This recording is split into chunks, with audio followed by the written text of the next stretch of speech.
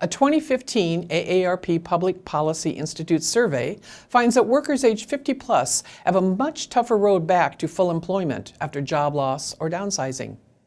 Two key findings from the survey reveal almost 29% of workers ages 45 to 64 had been with their employer 10 or more years before losing their job, and only 23% of those workers received any type of severance or a buyout package. Recognizing the need to help connect older workers with resources to find employment, AARP Iowa convened a panel of education and workforce leaders to review strategies for navigating the workplace at 50 plus. Finding a job when you're over 50 presents a unique set of challenges. Whether you're looking for a new job in your established field or trying to transition into a new career, staying on top of job trends and the modern workplace environment can make the difference. In this program, you'll find the latest tips and tools on navigating the workplace when you're over 50 from experienced career counselors, managers, and specialists from around Iowa. We talked about how we all kind of entered into our adult life with a career in mind. We went to college or we went to high school and we started something, and we just figured we'd work and work and work and then we'd retire.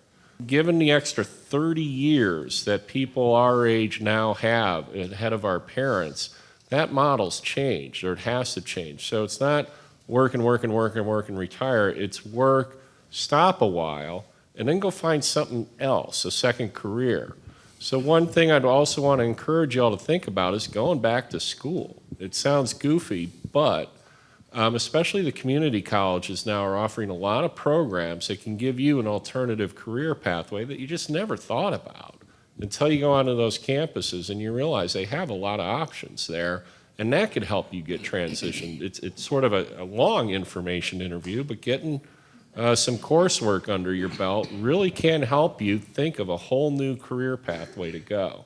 Statistics indicate that people who sit at their computer keyboard and just respond to job postings that come up on the myriad of job boards that are out there have a 1 in 2,000 chance of getting a job via a job board. 1 in 2,000.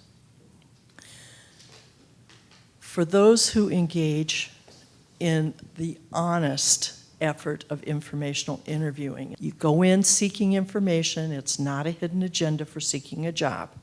If you ask for information, you keep it clean, you maintain your integrity, and the whole thing is about gathering information. Informational interviews, 11 informational interviews tend to yield a job. Why sit there and punch the send button on your computer for an eternity to get one shot out of 2,000?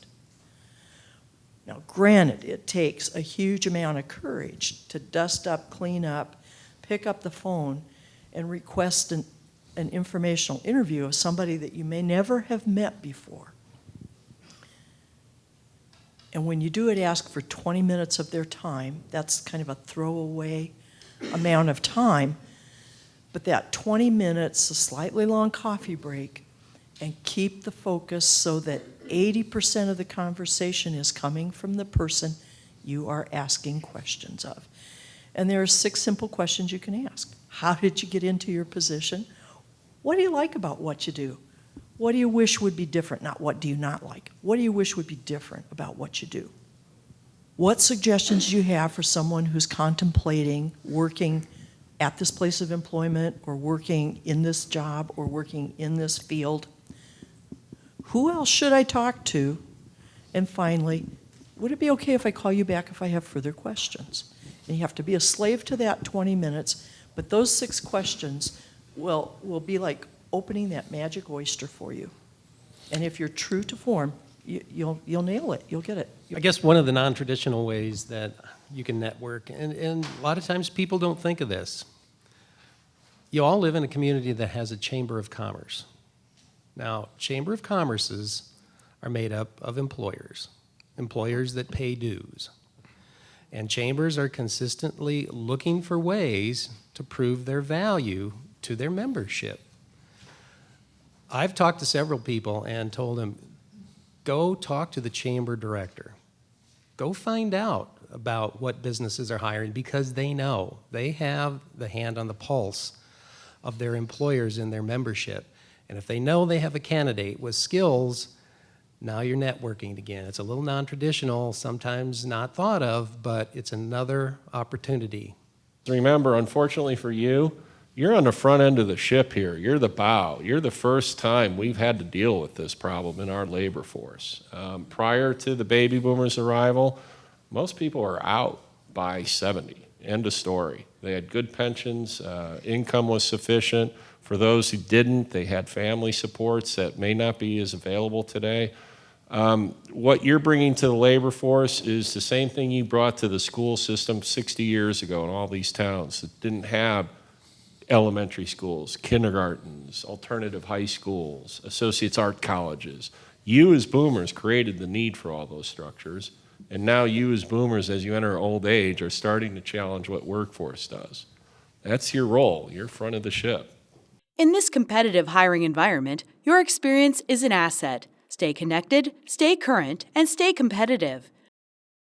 For more information, visit aarp.org/work.